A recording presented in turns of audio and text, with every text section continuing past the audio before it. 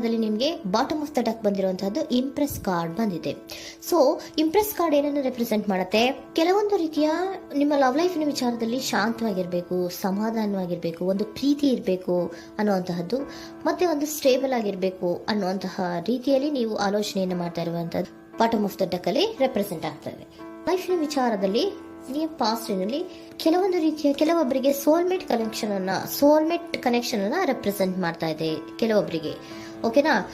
ನಿಮ್ಮ ಪ್ರೀತಿಯಲ್ಲಿ ಒಂದು ರೀತಿಯ ಬಾಂಡೇಜ್ ಇರುವಂತಹದ್ದು ರೆಪ್ರೆಸೆಂಟ್ ಆಗ್ತಾ ಇದೆ. ಹಾರ್ಮೋನಿಗಳು ಇರುವಂತಹದ್ದು ರೆಪ್ರೆಸೆಂಟ್ ಆಗ್ತದೆ ಕೆಲವೊಬ್ಬರಿಗೆ. ಓಕೆನಾ? ಮತ್ತೆ ಕೆಲವೊಬ್ಬರಿಗೆ ನಿಮ್ಮ ಲವ್ ಲೈಫ್ ನ ವಿಚಾರದಲ್ಲಿ ಥರ್ಡ್ ಪಾರ್ಟಿ ಸಿಚುಯೇಷನ್ ಅನ್ನ ರೆಪ್ರೆಸೆಂಟ್ ಆಗ್ತಾ ಇದೆ. ಓಕೆನಾ? ಥರ್ಡ್ ಪಾರ್ಟಿ ಸಿಚುಯೇಷನ್ಸ್ ಅನ್ನ ರೆಪ್ರೆಸೆಂಟ್ ಮಾಡ್ತದೆ ನಿಯರ್ ಪಾಸ್ಟಿನಲ್ಲಿ ನಿಮಗೆ.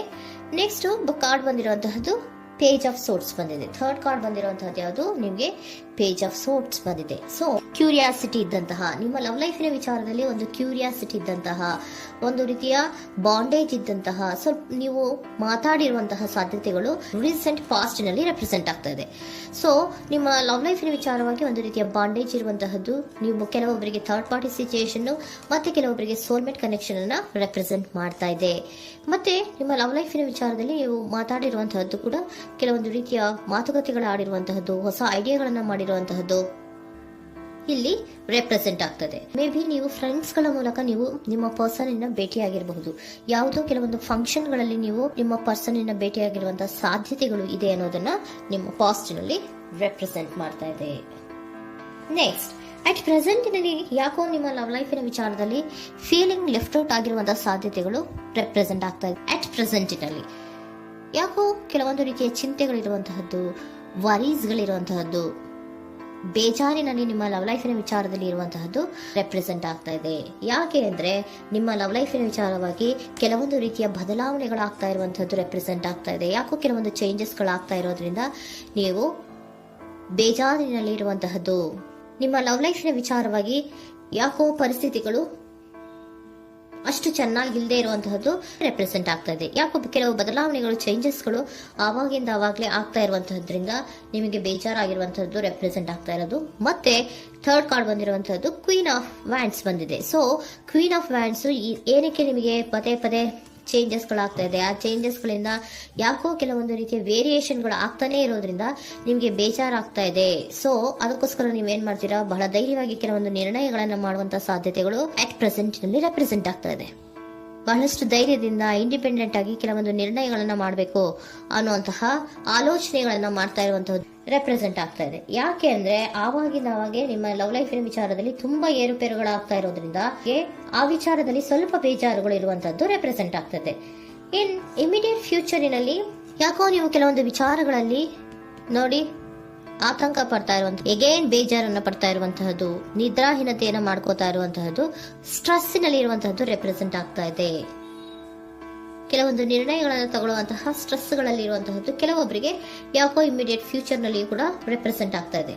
ಆದ್ರೆ ಫ್ಯೂಚರ್ ನಲ್ಲಿ ನೀವು ಏನ್ ಮಾಡ್ಬೇಕಾಗಿತ್ತು? ಸೊ ಕ್ವಿಕ್ ಥಿಂಕಿಂಗ್ ಅನ್ನ ಮಾಡ್ಬೇಕಾಗಿತ್ತು. ಕೆಲವು ವಿಚಾರಗಳ ಬಗ್ಗೆ ನೀವು ಫೋಕಸ್ ಅನ್ನ ಮಾಡ್ಬೇಕಾಗಿತ್ತು. ಏನಾಗ್ತಾ ಇದೆ ನಮ್ಮ ಲವ್ ಲೈಫಿನ ವಿಚಾರದಲ್ಲಿ ಅನ್ನೋದನ್ನ ಫೋಕಸ್ ಅನ್ನ ಮಾಡಿದ್ರೆ ನಿಮ್ಮ ಲವ್ ಲೈಫಿನ ವಿಚಾರದಲ್ಲಿ ಕೆಲವೊಂದು ರೀತಿಯ ಫುಲ್ಫಿಲ್ಮೆಂಟ್ಗಳು, ಸಮಾಧಾನಗಳು, ಖುಷಿಗಳು ಇರುತ್ತೆ. ಯಾವಾಗ ನೀವು ಫೋಕಸ್ ಅನ್ನ ಮಾಡೋದಿಲ್ವೋ ಆಗ ನಿಮ್ಗೆ ಮತ್ತಷ್ಟು ಆತಂಕಗಳು, ಬೇಜಾರುಗಳು ಆಗುವಂತ ಸಾಧ್ಯತೆಗಳು ಇದೆ. ಇದು king of swords, nine of swords ಇನ್ನ ಕ್ಲಾರಿಫಿಕೇಶನ್ ಕಾರ್ಡ್ ಅಷ್ಟೇ. ಅಂದ್ರೆ ಏನು? ನೀವು ಕೆಲವೊಂದು ವಿಚಾರಗಳಲ್ಲಿ ಫೋಕಸ್ ಅನ್ನ ಮಾಡಬೇಕು. ಲವ್ ಲೈಫಿನ ವಿಚಾರಗಳಲ್ಲಿ ಫೋಕಸ್ ಅನ್ನ ಮಾಡಿ ಕೆಲವೊಂದು ರೀತಿಯ ಆಕ್ಷನ್ಸ್ ಗಳನ್ನ ತಗೊಂಡ್ರೆ ಫುಲ್ಫಿಲ್ಮೆಂಟ್ ಗಳಾಗುವಂತಹ, ಸಮಾಧಾನಗಳಾಗುವಂತಹ, ಖುಷಿಗಳಾಗುವಂತಹ ಸಾಧ್ಯತೆಗಳು ಇದೆ. ಕರೆಕ್ಟ್ ಆಗಿ ಮಾತಾಡಬೇಕು. ಏನ್ ಮಾತಾಡಬೇಕು ನಿಮ್ಮ ಲವ್ ಲೈಫಿನ ವಿಚಾರವಾಗಿ ಕರೆಕ್ಟ್ ಆಗಿ ಮಾತಾಡಿ ಕೆಲವೊಂದು ರೀತಿಯ ಕ್ಲಿಯರ್ ಥಿಂಕಿಂಗ್ ಅನ್ನ ಮಾಡಿ ಕ್ವಿಕ್ ಆಕ್ಷನ್ಸ್ ಅನ್ನ ತಗೊಳ್ಳುವಂತಹದ್ದು ರೆಪ್ರೆಸೆಂಟ್ ಆಗ್ತಾ ಇದೆ. ಓಕೆನಾ? ಇದಿಷ್ಟು ನಿಮ್ಮ ಕಾರ್ಡ್ಸ್ ನ ರೀಡಿಂಗು. ನೆಕ್ಸ್ಟ್, ಏಂಜಲ್ ಗೈಡೆನ್ಸ್ ನಿಮ್ಗೆ ಏನ್ ಹೇಳ್ತಾ ಇದ್ದಾರೆ ಅನ್ನೋದನ್ನ ನೋಡೋಣ. ನಿಮ್ಮ ಲವ್ ಲೈಫಿನ ವಿಚಾರವಾಗಿ ಏಂಜಲ್ ಗೈಡೆನ್ಸ್ ಏನ್ ಕೊಡ್ತಾ ಇದ್ದಾರೆ? ವೇಟ್ ಅಂತ ಹೇಳ್ತಾ ಇದ್ದಾರೆ. ಸ್ವಲ್ಪ ತಾಳ್ಮೆಯಿಂದ ಇರೋ, ಅವಸರದಲ್ಲಿ ಯಾವ ನಿರ್ಧಾರವನ್ನ ಕೂಡ ಮಾಡಬೇಡ ಅನ್ನೋದನ್ನ ಏಂಜಲ್ ಗೈಡೆನ್ಸ್ ಕೊಡ್ತಾ ಇದ್ದಾರೆ. It's up to you. ಇದು ಎಲ್ಲ ನಿನಗೆ ಬಿಟ್ಟಿರುವಂತಹದ್ದು. ಬೇಗ ಬೇಗ ಕೆಲವೊಂದು ನಿರ್ಧಾರಗಳನ್ನ ಕ್ವಿಕ್ ಥಿಂಕಿಂಗ್ ಅನ್ನ ಮಾಡಿದ್ರು ಕರೆಕ್ಟ್ ಆಗಿ ಕ್ಲಿಯರ್ ಥಿಂಕಿಂಗ್ ಅನ್ನ ಮಾಡಬೇಕು. ಸೊ ಕ್ಲಿಯರ್ ಥಿಂಕಿಂಗ್ ಅನ್ನ ಮಾಡೋದಕ್ಕೆ ಲವ್ ಲೈಫ್ ನ ವಿಚಾರವಾಗಿ ಸ್ವಲ್ಪ ಟೈಮ್ ಬೇಕಾಗುತ್ತೆ. ಅದಕ್ಕೋಸ್ಕರನೇ ಏಂಜಲ್ ಗೈಡೆನ್ಸ್ ನಿಮ್ಗೆ ಏನ್ ಕೊಡ್ತಾ ಇದಾರೆ, ಸ್ವಲ್ಪ ವೇಟ್ ಮಾಡಿ. ಇಟ್ಸ್ ಅಪ್ ಟು ಯು, ಇದು ನಿಮ್ಗೆ ಬಿಟ್ಟಿರುವಂತಹದ್ದು. ಪರ್ಫೆಕ್ಟ್ ಟೈಮಿಂಗ್, ಕೆಲವೊಂದು ವಿಚಾರಗಳಿಗೆ ಪರ್ಫೆಕ್ಟ್ ಟೈಮಿಂಗ್ ಅನ್ನೋದು ಅಥವಾ ಡಿವೈನ್ ಟೈಮಿಂಗ್ ಅನ್ನೋದು ಬರಬೇಕು. ಆಗ ಕೆಲವೊಂದು ನಿರ್ಣಯಗಳನ್ನ ಮಾಡಬಹುದು. ಸ್ವಲ್ಪ ನೀವು ಈಗ ಯಾವುದೇ ರೀತಿಯ ಅವಸರದ ನಿರ್ಧಾರಗಳನ್ನು ಮಾಡೋದು ಬೇಡ ಅಂತ ಹೇಳ್ತಾ ಇದ್ದಾರೆ. ಓಕೆ, ಸರೆಂಡರ್ ಕಾರ್ಡ್ ಏನ್ ಹೇಳ್ತಾ ಇದ್ದಾರೆ ಅನ್ನೋದನ್ನ ನೋಡೋಣ. So surrender frustration doesn't open any doors. The key to resolving a dilemma, dissolving a block, is to take a breath, center yourself and regroup, so may approach the situation more calmly. Frustration, ಹತಾಶೆ ಅನ್ನೋದು ಮಾಡ್ಕೋಬೇಡಿ. ಹತಾಶೆ ಮಾಡ್ಕೊಳ್ಳೋದ್ರಿಂದ ನಿಮ್ಗೆ ಯಾವುದೇ ರೀತಿಯ ಹೊಸ ಐಡಿಯಾಗಳು ಬರಲ್ಲ, ಹೊಸ ಥಿಂಕಿಂಗ್ಗಳು ಬರಲ್ಲ, ಕ್ಲಿಯರ್ ಥಿಂಕಿಂಗ್ ಅನ್ನು ಮಾಡಕ್ಕೆ ಸಾಧ್ಯ ಆಗಲ್ಲ. ಸೊ ಅದಕ್ಕೆ ನೀವೇನ್ ಮಾಡ್ಬೇಕು, ಫ್ರಸ್ಟ್ರೇಷನ್ ಅನ್ನ ಬಿಟ್ಬಿಟ್ರೆ ನೀವು ಸಮಾಧಾನವಾಗಿ ಯೋಚನೆ ಮಾಡಿ ಕೆಲವೊಂದು ನಿರ್ಧಾರಗಳನ್ನ ಮಾಡಿ ಅನ್ನೋದನ್ನ ಸರೆಂಡರ್ ಕಾರ್ಡ್ ಕೂಡ ನಿಮ್ಗೆ ಹೇಳ್ತಾ ಇದ್ದಾರೆ.